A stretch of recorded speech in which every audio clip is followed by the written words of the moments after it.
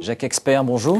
Bonjour. Bienvenue dans le Buzz Média Orange de Figaro. Je rappelle, vous êtes journaliste, également écrivain, grand reporter, notamment vous avez reçu pendant de nombreuses années à la radio, dans la radio publique. Et vous êtes aujourd'hui surtout le patron des programmes et DGA de la chaîne Paris Première, qui est une des chaînes payantes qui appartient au groupe M6. Et pour évoquer l'actualité de la chaîne, je vous propose de découvrir le chiffre du jour. 14,5 millions, c'est le nombre de téléspectateurs sur un mois qui regardent Paris Première selon les dernières données de Médiamétrie, donc il y a un baromètre spécifique concernant les chaînes du câble, de la satellite et de la DSL. C'est un chiffre qui fait plaisir en fait parce qu'il nous place en tête de toutes les chaînes du câble et du satellite.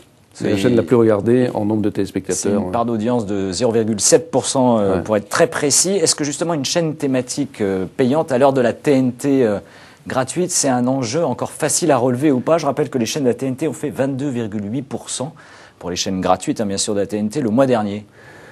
Pas forcément, c'est-à-dire les chaînes, c'est pas la TNT en soi qui est un concurrent pour Paris Première. Ce sont les chaînes de la TNT qui se retrouvent sur l'univers de Paris Première, c'est-à-dire sur le câble, le satellite, la DSL. C'est là-dessus qu'on se limite, qu'on se bataille. On se bataille pas avec la TNT gratuite puisqu'on n'y est pas.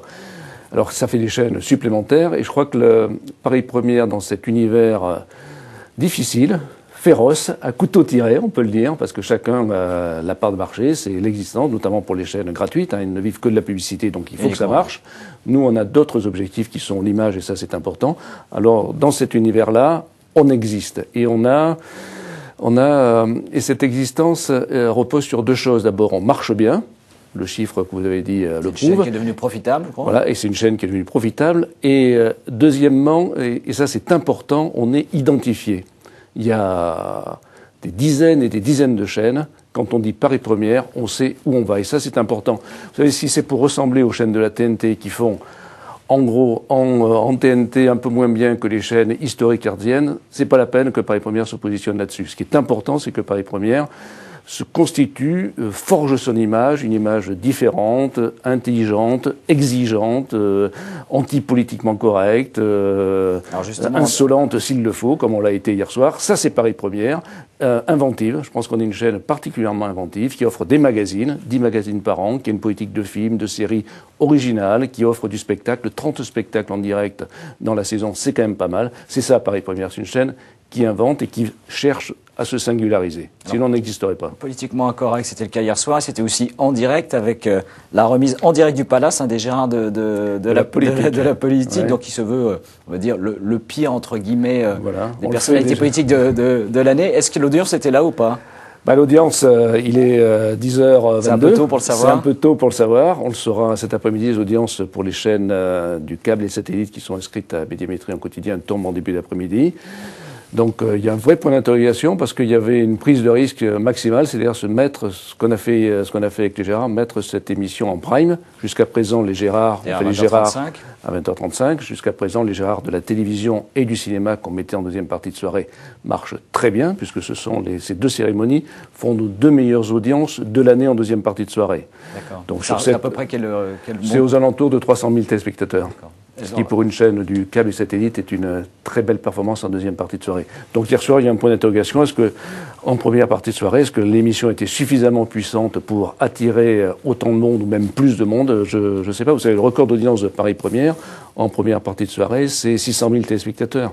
Donc vous voyez, on est dans des niveaux d'audience qui sont loin de la TNT, très loin évidemment des chaînes hertziennes, mais qui nous permettent à nous d'être bénéficiaires. C'est ça qui est assez amusant en télévision. On parlait de la TNT tout à l'heure. Il y a presque 3 divisions aujourd'hui. Il y a les chaînes hertziennes, les chaînes TNT, les chaînes historiques, les chaînes de la TNT et les chaînes du câble et satellite. Je dirais que Paris Première est une équipe de 3e division. On n'y peut rien, on est sur le câble, satellite et la DSL, mais avec une équipe de première division. Alors, au moins voilà. Donc c'est ça notre satisfaction. C'est qu'on offre des programmes de qualité, enfin en tout cas je pense.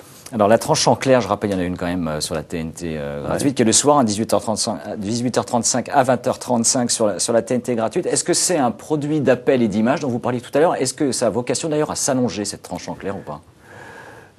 Écoutez, pour répondre d'abord à votre question, pendant 2 heures, on a 23 millions de téléspectateurs potentiels, normalement, sur... Avec cette fenêtre claire. Voilà, excepté Leclerc. Et dans Leclerc, pendant 2 heures, on passe à 56 millions de téléspectateurs. Donc on fait que plus que doubler la possibilité d'avoir des téléspectateurs. Donc ça, c'est important. Donc évidemment, on met des produits de Paris Première qui sont des produits d'appel de Paris Première, comme Ça balance à Paris, L'Escure tout ou tard, notre magazine Auto, le magazine sur le cinéma Cinéquin. On peut pas tout mettre, parce qu'il faut quand même que les gens qui s'abonnent sachent qu'il y a derrière d'autres choses, des spectacles, d'autres émissions, comme Paris Dernière, comme La Tranche Art de Vivre, qui donne véritablement le ton à la chaîne. Donc ça, c'est important d'appâter. Donc la tranche en clair sert à appâter. Et puis à donner envie, et effectivement d'aller vers l'abonnement. Vous pouvez l'allonger ou pas, contractuellement, vous avez le droit? Oui, on a le droit de la rallonger. Pour l'instant, on reste mesuré. Pas dans les projets à court terme? C'est pas maintenant, parce que, écoutez, on est quand même très respectueux de nos partenaires, que ce soit Canal Satellite, Numéricable. Donc ces 2 heures, on les a depuis le début, on les respecte dans le cadre. Enfin, c'est un peu normal qu'on leur réserve quand même des choses qui soient inédites pour ces chaînes-là. Sinon, à quoi ça servirait d'être rémunéré par ces chaînes si tout était gratuit. Diffusé gratuitement. Très rapidement, vous fêtez les 25 ans, je crois, de Paris Première cette année. Est-ce qu'à la rentrée, on parle beaucoup du mercato souvent, et des changements de grille pour la rentrée, est-ce qu'il y aura des vraies modifications sur ce qu'est le positionnement et de nouveaux visages de la chaîne ou pas? Non. Non. Vous restez fidèle? Oui, on reste fidèle à ce qu'on est. Mais pour une raison assez simple. Vous savez, moi je suis directeur de la chaîne depuis 10 ans, donc ça fait quand même un moment. Donc elle s'est façonnée, cette chaîne, avec moi d'une certaine façon.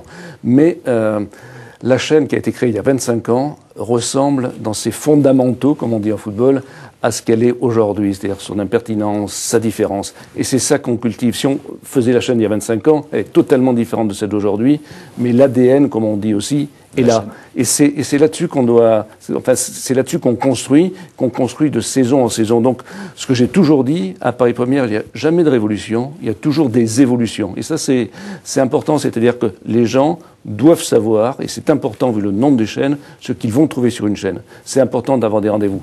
Il y a tellement de choses que si je vous demandais même à vous qui êtes un spécialiste des médias, à quelle heure est Ça balance à Paris, je suis pas certain que vous me répondiez. Donc c'est important d'avoir des rendez-vous, d'enfoncer à coups de marteau ces rendez-vous pour que ça rentre dans la tête, pour que les gens ne les oublient pas. Donc faire des révolutions à notre niveau, ça serait une bêtise colossale. En revanche, améliorer, flairer l'air du temps, ça fait partie de notre nécessité. Mais on va bâtir notre rentrée. Il y aura des choses nouvelles, forcément. On va bâtir sur notre rentrée, sur ces 25 ans d'histoire de Paris Première. Eh bien, Jacques Expert, merci. Merci à vous. Notre date pour découvrir à la rentrée ces nouveaux visages et ces nouveaux magazines, peut-être, éventuellement. Il y en aura. Et nous nous retrouvons, nous, dès demain avec un nouvel invité. Merci encore et surtout, très bonne journée. Merci.